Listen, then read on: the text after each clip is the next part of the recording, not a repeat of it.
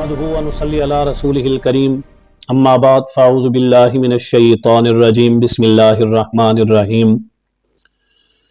میرے واجب الاحترام سامعین، بات چل رہی تھی عدالت صحابہ کرام کی، مقام شان عظمت اور بلندی کی، تو اس کے اندر ایک اور اشکال ہے۔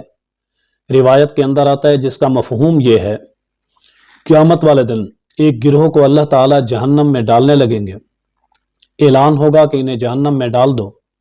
حضور علیہ الصلوۃ والسلام جب انہیں دیکھیں گے فرمائیں گے کہ یہ میرے صحابہ ہیں، یہ میرے ساتھی ہیں۔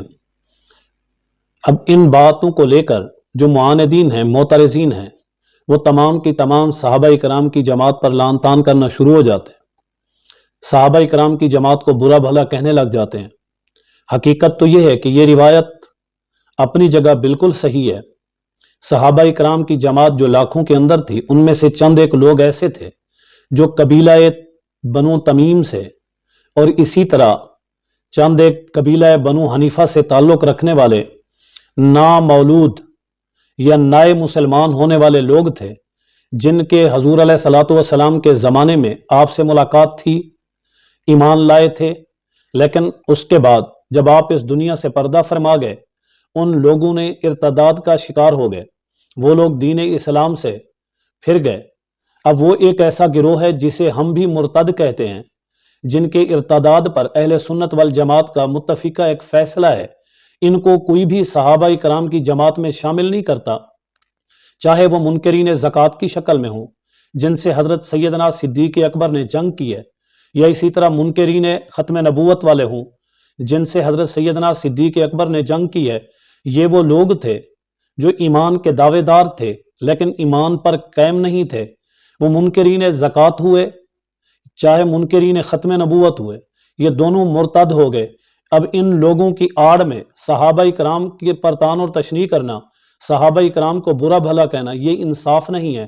حالانکہ ان لوگوں سے جن لوگوں نے جنگ کی وہ صحابہ ہیں، ان لوگوں کے خلاف جو میدان میں کھڑے تھے وہ صحابہ ہیں، ان کے ساتھ جنگ کرتے ہوئے ہزاروں کی تعداد شہید ہوئی، یہ صحابہ کرام ہیں۔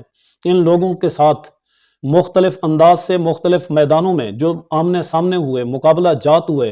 اب جو دونوں سیٹیں ہیں، ایک سیٹ پہ منکرین ختم نبوت ہیں، دوسری طرف ختم نبوت کے پہرے دار ہیں۔ اب ہم پہرے داروں کی بات کر رہے ہیں، منکرین ختم نبوت کی نہیں۔ ایک طرف منکرین زکوٰۃ ہیں، دوسری طرف منکرین زکوٰۃ کے خلاف کھڑے ہوئے، زکوٰۃ کا نفاذ کرنے والے لوگ ہیں۔ ہم زکوٰۃ کا نظام نافذ کرنے والے لوگوں کی بات کر رہے ہیں۔ صحابہ انہیں کہتے ہیں جو ایمان کی حالت میں اس دنیا سے گئے، ایمان لائے، حضور علیہ الصلوۃ والسلام کی زندگی میں آپ کے ہاتھ پر بیعت کی اور اسی طرح اس ایمان پر قائم رہے، ایمان کی حالت میں اس دنیا سے گئے، ہم ان کو صحابہ کرام کہتے ہیں۔ اسی وجہ سے ان مرتدین کی آڑ میں ان کے پیچھے بیٹھ کر آپ جو سچے صحابہ کرام کی جماعت ہے، جو حق پر قائم صحابہ کرام ہے، جن کے دفاع کی ہم بات کرتے ہیں، ان پر اعتراض کرنا، ان کے خلاف انگلی اٹھانا، یہ انصاف نہیں۔ اسی وجہ سے کہ اس جماعت نے ہزاروں کی تعداد میں ان سے لڑتے ہوئے اپنی جان کا نذرانہ پیش کیا۔